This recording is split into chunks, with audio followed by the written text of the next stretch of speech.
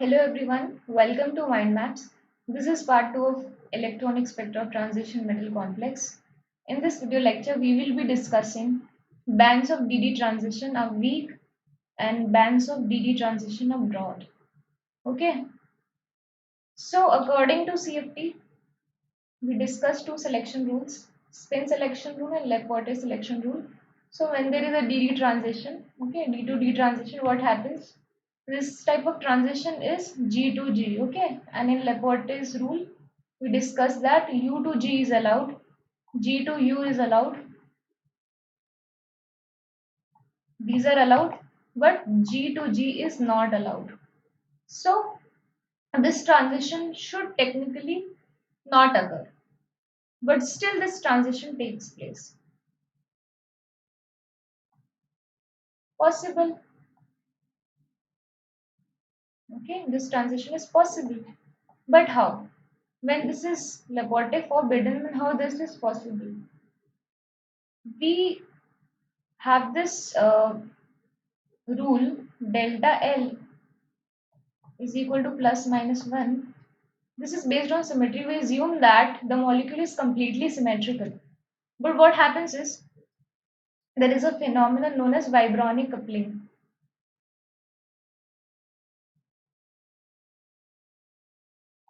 Okay, vibronic coupling. What happens? In this vibronic coupling, there is a intermixing of p plus d orbitals. Okay, and due to this, the molecule loses symmetry. Okay, so we see that the rule is still forward rule.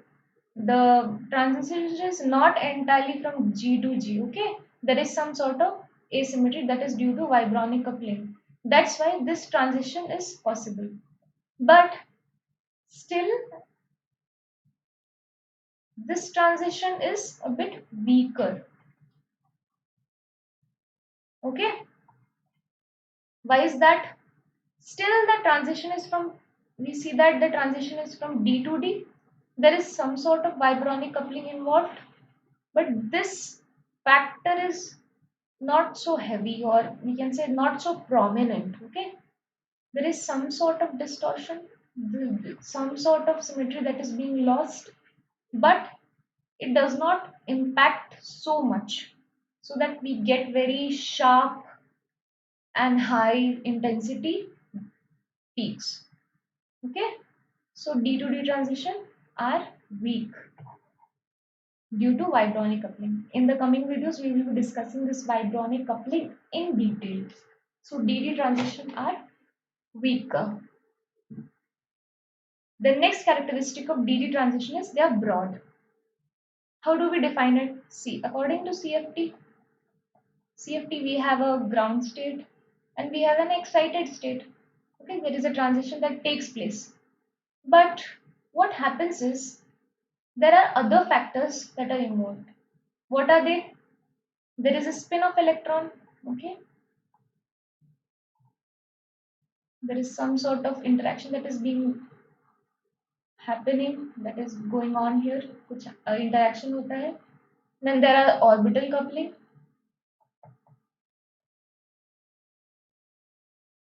coupling, and the next is JTD. Okay, John Taylor distortion.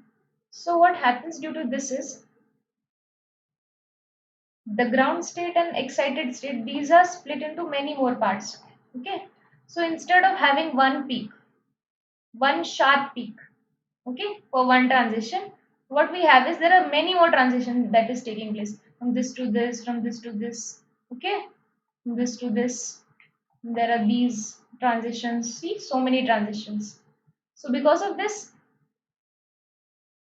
the energy keeps on continuously being absorbed. Okay, the energy is continuously absorbed. So what happens is the peak becomes broader. Okay, first it is, the peaks are of less intensity, are weaker, and with combination of that there are many energy absorption taking place simultaneously. Okay, so we don't have a clear peak because of various energy levels that are being involved. So we can say that the bands of DD transition are broad. Why? Because of this reason, because there are many transitions that are being taking place okay, that are taking place. So for example, D1 D9 configuration, okay, we have a 2D term, we have a T2G term, okay. For this the band is at 155 centimeter inverse. So there are various terms, okay. These are split into equivalent energy levels. So many more energy levels are there and the transition is taking place. So what we see that there are many transitions that are taking place. In short, again for the 50th time I'm repeating, I guess. So there is more than one transition, more than two transition, many transitions that are taking place, and the absorption of energy is continuous.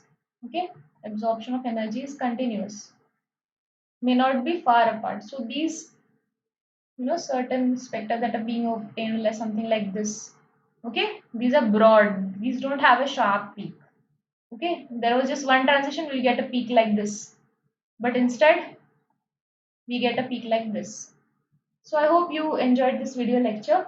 It was relatively simpler, and in the next video lecture we'll discuss the remaining topics of electronic transition of transition metal complexes, okay, or electronic spectra of transition metal complex. Thank you for watching.